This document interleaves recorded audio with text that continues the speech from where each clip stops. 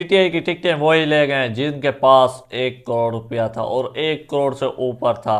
वो चौकीदारियां जो जमान पार्क के बाहर करते रहे पीटीआई के कुछ कैंडिडेट जिन्होंने टिकटों लेनी थी, लेकिन वो नाकाम रहे। क्यों नाकाम रहे? क्या उनके पास पैसे नहीं थे? जी हाँ, उनके पास 1 करोड़ रुपया नहीं था और उनके पास शौकत खान में जमा कराने के लिए डोनेशन नहीं थी, इसलिए वो पीटीआई की टिकट से महरूम रह गए। जैसे अब बागी अरकान सामने आ रहे हैं, जैसे मुल्तान से राना अब्दुल जब्बार पीपी 217 को उसको टिकट नहीं मिली और उसने आकर आज़ाद इलेक्शन लड़ने का ऐलान कर दिया। उनका यह एतराज़ था कि शाह महमूद कुरैशी और इमरान खान साहब को ख़ास तौर मैं ये पैगाम दे रहा हूँ कि जैसे इमरान खान साहब कहते हैं कि मारूसी सियासत मैं नहीं करता, क्या इमरान खान साहब, उन्होंने कहा कि इमरान खान साहब को क्या इधर जो 3 MPs की सीट हैं उधर शाह महमूद कुरैशी और उनके बेटे और उनके भांजे को दे दी गई। मेरी जो पीपी 217 वाली सीट थी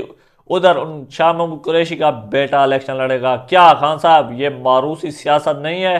क्या हम कहाँ जाए? हमने क्या चौकीदारी नहीं की?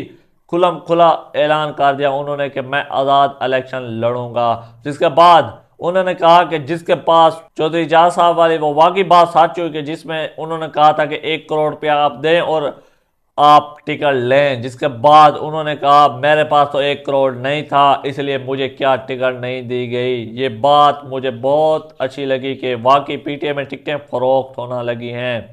जिसके बाद आप देखते हैं इमरान खान साहब पहले ये कहते थे कि जी मैं मारूसी सियासत नहीं करता, लेकिन अब देखा जाए उन्होंने जो 2018 में इमरान खान साहब के कैंडिडेट थे उनको भी टिकट कुछ को नहीं मिली। क्या वजह? उनको दो उन्होंने 1 करोड़ देने से इनकार कर दिया।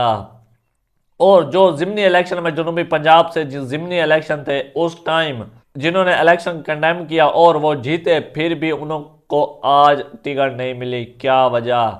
उन्होंने 1 करोड़ रुपए देने से इनकार कर दिया और उन्होंने ये कहा कि पीटीआई कोई पायदार जमात नहीं है और उनके अंदरूने मुस्लिम लीग नून से राब्ते हो रहे थे, इसलिए पीटीआई को पता चला। फिर उन्होंने कहा हम इनको टिकट नहीं देंगे क्योंकि ये कल को बनकर फिर मुस्लिम लीग नून में ना चले जाएं, क्योंकि मुस्लिम लीग नून एक पायदार जमात है और वो जमात सब कुछ बर्दाश्त करने वाली है। इन जैसे नहीं है जो पीटीआई वाले अगर इनके खिलाफ कोई भी फैसला दे दे तो ये ट्रेंड बना लेते हैं। इन्होंने किस को बच किया है आप बता दें। अगर आप मुझ पर इल्ज़ाम लगा रहे हैं तो आप बता दें कि इन्होंने किस इदारे को बख्शा है जिसने हक पर फैसला किया है और वो पीटीआई के खिलाफ आया हो, फिर इन्होंने उसकी कोई खैर नहीं मनाई, उसको बस ट्विटर पर ट्रेंड चला दिया और उसकी फैमिलीज को थ्रेट किया गया। सब कुछ ये हरबे करते हैं। इंशाल्लाह मिलते हैं नेक्स्ट व्लॉग में।